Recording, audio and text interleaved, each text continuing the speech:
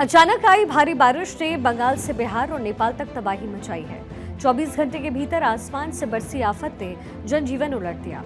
पहाड़ दरक गए हैं, नदियां उफान पर हैं, हजारों लोग फंसे हैं और एक डर सैलाब का हर तरफ इस समय फैल गया है।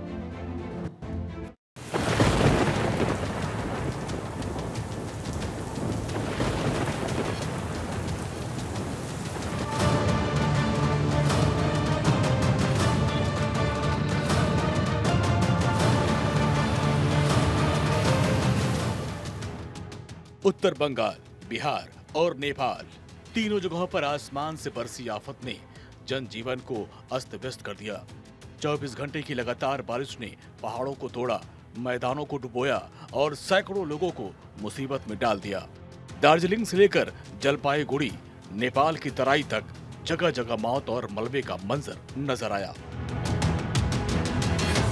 4 अक्टूबर की शाम से शुरू हुई लगातार बारिश ने 5 अक्टूबर की सुबह तक उत्तर बंगाल में बाढ़ जैसे हालात पैदा कर दिए।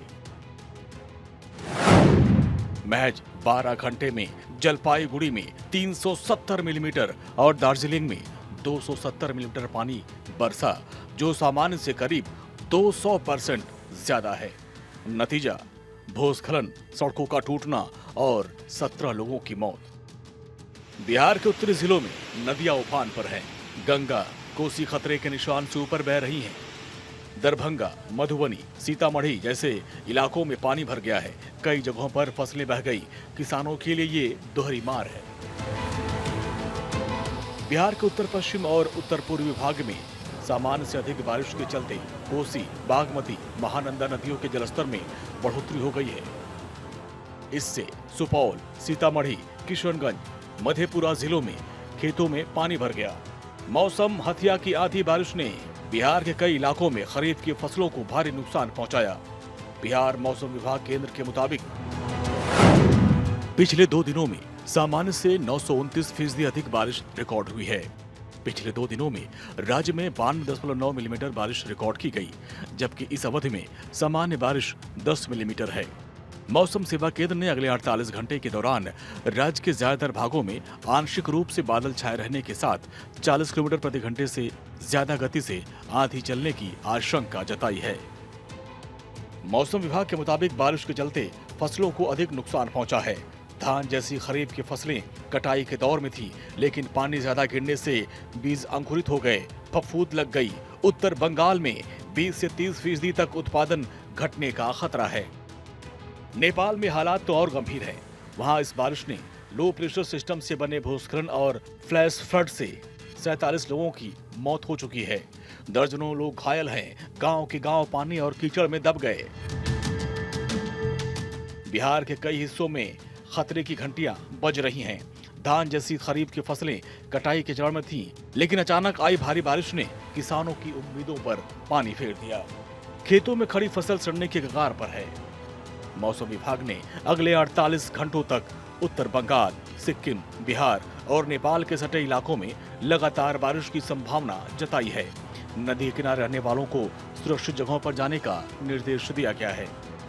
भारतीय मौसम विभाग यानी IMD ने इस बारिश की वजह साफ बताई है कि बंगाल की खाड़ी के ऊपर बना लो प्रेशर सिस्टम। वैज्ञानिक भाषा में लो प्रेशर का मतलब हवा ऊपर उठना, समुद्र से नमी को सोखना और उसे बादलों में बदल देना। इसके ऊपर उत्तर पश्चिम भारत में वेस्टर्न डिस्टरबेंस का असर भी पड़ा, जो भूमध्य सागर से ठंडी हवाएं लाता है और हिमालय से टकराकर भारी बारिश ट्रिगर कराता है। मॉनसून की वापसी रुकी हुई है, यानी नमी हवा में बनी हुई है और फिर बादल फट पड़े।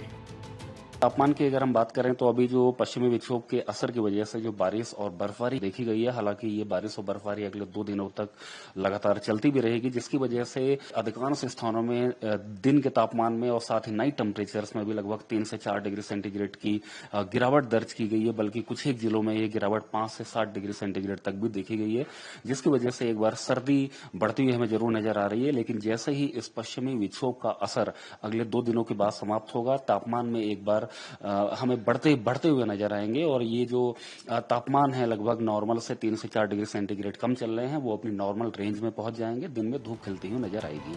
आईएमडी ने 5 अक्टूबर को चेतावनी जारी की थी कि अगले कुछ दिनों तक दार्जिलिंग जलपाईगुड़ी में 70 से 200 मिलीमीटर और कूच बिहार अलीद्वारपुर में 200 मिलीमीटर से अधिक बारिश हो सकती है।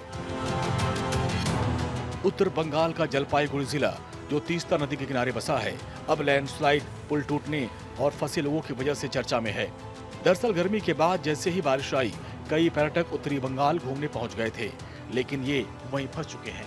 जलपाईगुड़ी की होलोंग नदी का पुल बह गया। मादरीहाट लॉज में सैकड़ों लोग फंसे हुए हैं। एनडीआरएफ और स्थानीय प्रशासन उन्हें निकालने की कोशिश में है।